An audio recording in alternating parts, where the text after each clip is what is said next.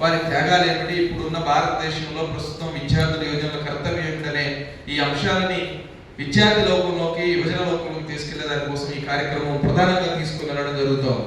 అందరికీ మీకు ఇచ్చారు కార్యక్రమ ప్రణాళిక.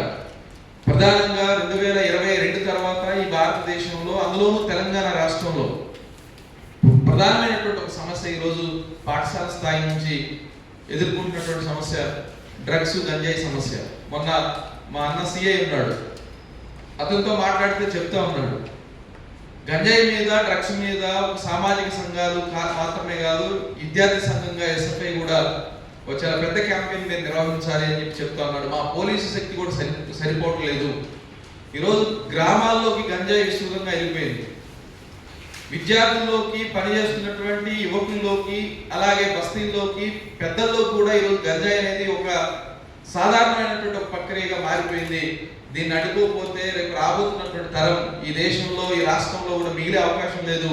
అందరి సామాజిక బాధ్యతగా దీని మీద మనందరం ఫైట్ చేయాల్సిన అవసరం ఉందని చెప్పేసి ఏదో పోలీసు నుంచి చెప్తున్న పరిస్థితి కనిపిస్తా ఉంది. అందుకే ఈ రాష్ట్రంలో, ఈ హైదరాబాద్ నగరంలో మొట్టమొదటిసారి ఎస్ఎఫ్ఐ, డివైఎఫ్ఐ గంజాయి మీద, డ్రగ్స్ మీద చర్చ చేసిన తర్వాతనే నేను చెప్పగలను సూటిగా, ధైర్యంగా, ఎస్ఎఫ్ఐ, డివైఎఫ్ఐ మొదలెట్టిన తర్వాతనే ప్రభుత్వం, గత కేసీఆర్ ప్రభుత్వం కావచ్చు, ఇప్పుడు కాంగ్రెస్ ప్రభుత్వం కావచ్చు, ఈ నగర హైదరాబాద్ పోలీసుని అప్రమత్తం చేసి గంజాయి మీద వాళ్ళు కూడా కార్యక్రమం తీసుకోవడం మొదలు పెట్టారు.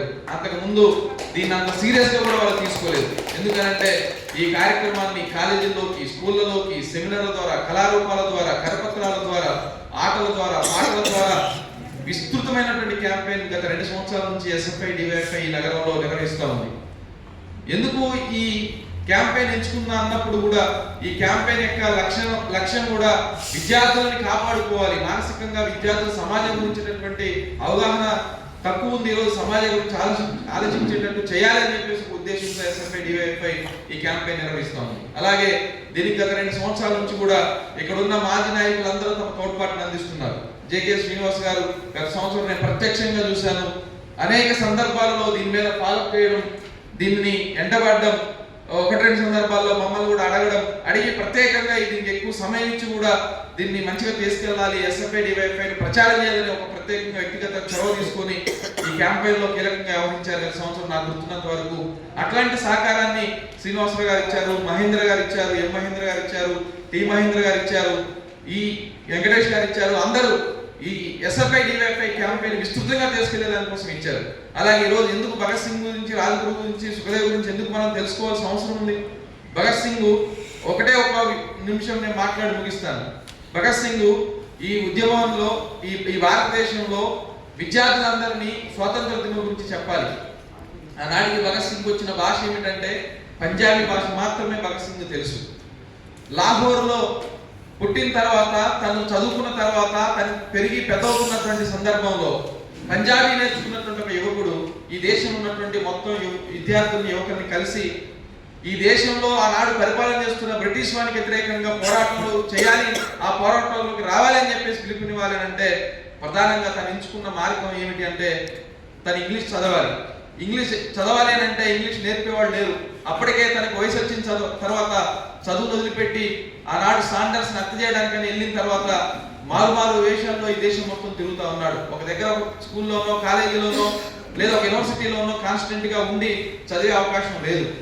అలాంటి సందర్భంలో ప్రతి ప్రాంతం తిరుగుతున్న సందర్భంలో విద్యార్థుల నుంచి, యువకుల నుంచి, బస్తీలలో, అలాగే పట్టణాలలో విద్యార్థులు, యువకులు ఎవరైతే ఉంటారో వాళ్ళందరి నుంచి వాళ్ళు మాట్లాడుతున్న భాషని నేర్చుకొని వాళ్ళు మాట్లాడుతున్నట్టుగా చదవడం కూడా నేర్చుకున్నాడు. బ్రిటిష్ వాళ్ళని అర్థం చేసుకోవాలంటే ఆంగ్లం మీద పట్టుండాలని ఇంగ్లీష్ని పట్టుబట్టి మరి రాత్రులు విస్తృతమైనటువంటి పత్రికలు, పుస్తకాలు చదివి తన ఇంగ్లీష్ నేర్చుకొని ఈ బ్రిటిష్ వాళ్ళ సాహిత్యాలని, బ్రిటిష్ వాళ్ళ చట్టాలను చదివి ఈ దేశంలో నవభారత సభ అని చెప్పేసి ఒక యువజన సంఘాన్ని ఏర్పాటు చేసి అందులోకి విస్తృతంగా యువకుల్ని, విద్యార్థులను చేర్పించి ఈ దేశంలో బ్రిటిష్ వ్యతిరేకంగా పోరాడినటువంటి ఒక గొప్ప సాహితీవేత్త అనొచ్చు, అధ్యయనశీల అనొచ్చు, గొప్ప యువ కిషోర్ అనొచ్చు భగత్ సింగ్. అందుకే ఈరోజు ఎస్ఎఫ్ఐ, డివైఎఫ్ఐలో పనిచేయడం అంటే సోషల్ మీడియాని ఎదుర్కోవాలి. ఎస్ఎఫ్ఐలో, డివైఎఫ్ఐలో పనిచేయడం అంటే డ్రగ్స్ వ్యతిరేకంగా మనం ఒక కర్తవ్యాన్ని రూపొందించాలి. ఎస్ఎఫ్ఐ, డివైఎఫ్ఐ సభ్యులుగా ఈ సమాజంలో ఉండడం అంటే ఈ సమాజాన్ని అధ్యయనం చేయాలి, బాగా చదవాలి, భగత్ సింగ్ త్యాగాన్ని అమలు చేయాలి, భగత్ సింగ్ త్యాగాన్ని గుర్తు చేసుకోవాలి. ఎందుకనంటే భగత్ సింగ్ త్యాగం ఏమిటి, భగత్ సింగ్ త్యాగం ఎలాంటిది అని అంటే, తను చనిపోతానని తెలిసిన తర్వాత కూడా చివరి నిమిషంలో తను జైల్లో ఉన్నప్పుడు ఖైదీగా తనకు మరణ శిక్ష ఖరారైన తర్వాత 23 ఏళ్లకే జైలు వార్డెన్ ఒక వారం రోజుల ముందొచ్చి, భగత్ సింగ్ మా జైలు నియమం ప్రకారం చివరి కోరిక ఖైదీకి ఉన్నటువంటి చివరి కోరికను మేము తీర్చాలి. ఒక ఖైదీకి ఉరిశిక్ష చేసి తనని చంపేటప్పుడు తన చివరి కోరిక ఏదైనా ఉంటే ఆ చివరి కోరికని తీర్చి తన ప్రాణాన్ని మేము ఉరిదీసి తీయాలి, నీ చివరి కోరిక ఏమిటి అని చెప్పేసి అడిగితే తను ఒకే ఒక కోరిక కోరుకున్నాడు. ఆ కోరిక ఏమిటి అని అంటే, ఈ దేశంలో ప్రధానంగా కులవివక్షత ఉంది, ఈ దేశంలో ప్రధానంగా మత వివక్షత ఉంది. కులవివక్షత చాలా తక్కువ కులం వాళ్ళని చాలా తక్కువ మందిని దూరం పెట్టారు. అదే జైల్లో, లాహోర్ సెంట్రల్ జైల్లో నాగాంబ అని చెప్పేసి ఒక దళిత మహిళ ఉంది. ఆమె చేతిలో నేను భోజనం చేసి చివరిసారిగా నేను మరణించాలి, ఇదే నా చివరి కోరిక అని చెప్పి భగత్ సింగ్ కోరుకున్నాడు. ఆమె చేతితో వంట వండించుకొని తర్వాత తిని ఉరికమ్మ మీద తన ప్రాణాలు ఇచ్చినటువంటి ఒక గొప్ప చరిత్ర భగత్ సింగ్ది, గొప్ప జీవితం భగత్ సింగ్ది. అందుకే భగత్ సింగ్ రాజగురు సుఖదేవుల గురించి తలుచుకోవడం అంటే ఈ దేశంలో మనకు తెలియకుండానే మన రోమాలు సైతం నెక్కబడుస్తాయి. భగత్ సింగ్ రాజగురు సుఖదేవులు మరణం తర్వాతనే ఈ దేశంలో బ్రిటిష్ వాళ్ళు భయపడ్డారు. యువకుల్లో విద్యార్థుల్లో వచ్చినటువంటి ప్రతిఘటన చర్యలు, విప్లవ చర్యలు ఈ దేశంలో బ్రిటిష్ సామ్రాజ్యాన్ని ఇంకెంతకాలం ఉంచలేమని చెప్పేసి ఆ తర్వాత 1923 తర్వాత ఈ దేశాన్ని వదిలిపెట్టడం ఎలా అనే ఒక ప్రణాళిక బ్రిటిష్ ప్రభుత్వం ఆనాడు వేసుకున్నది. కాబట్టి అలాంటి గొప్ప మహానుభావుల జీవితాన్ని ఈ దేశ విద్యార్థి యువతలకు తీసుకెళ్లడంలో, ప్రధానంగా హైదరాబాద్ నగరంలో ప్రతి విద్యార్థి యువతకు తీసుకెళ్లడంలో, బస్తీల్లో, కాలేజీల్లో, పాఠశాలల్లో, హాస్టల్లో సభలు, సెమినార్ల ద్వారా, కరపత్రాల ద్వారా, ఈ పుస్తకాల ద్వారా తీసుకెళ్లడంలో కీలకమైన పాత్రని ఈ ఎస్ఎఫ్ఐ డివైఎఫ్ఐ హైదరాబాద్ కమిటీలు పోషిస్తున్నందుకు మరొకసారి వారికి ఎస్ఎఫ్ఐ తెలంగాణ రాష్ట్ర కమిటీ తరఫున ప్రత్యేకమైనటువంటి అభినందనలు తెలియజేస్తూ నేను ఒక చిన్న సజెషన్ చేయదలుచుకున్నాను.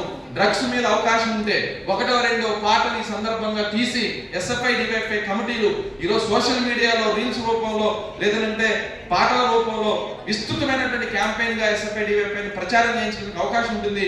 అట్లాంటి ఆలోచన కూడా చేయాలని చెప్పేసి కోరుకుంటూ, దీనికి మరొకసారి ఇక్కడ వేదిక మీద కూర్చున్న మాజీ డివైఎఫ్ఐ ప్రధానమైన నాయకులుగా పనిచేసినటువంటి సీనన్న కావచ్చు, వెంకటేష్ అన్న కావచ్చు, మహేంద్ర అన్న కావచ్చు, టి మహేంద్ర అన్న కావచ్చు, జావేద్ కావచ్చు, అందరూ ప్రధానంగా దీనికి శక్తినివ్వాలి. ఎందుకంటే ఎస్ఎఫ్ఐ డివైఎఫ్ఐ శక్తి కొద్ది మాత్రమే, అది హార్దికంగా అన్ని రకాలుగా ఈ సపోర్ట్ అందించి ఈ క్యాంపెయిన్ ని పోయినసారి 4000 మందికి తీసుకెళ్లాం, కానీ ఈసారి 40,000 మందిలోకి తీసుకెళ్లేలాగా దీనికి మీ అందరి తోడ్పాటును అందించి దీన్ని విజయవంతం చేయాలని మరొకసారి కోరుకుంటూ నమస్కారం, ధన్యవాదాలు. ఇంకిలాబ్ జిందాబాద్, ఎస్ఎఫ్ఐ డివైఎఫ్ఐ జిందాబాద్. నమస్తే.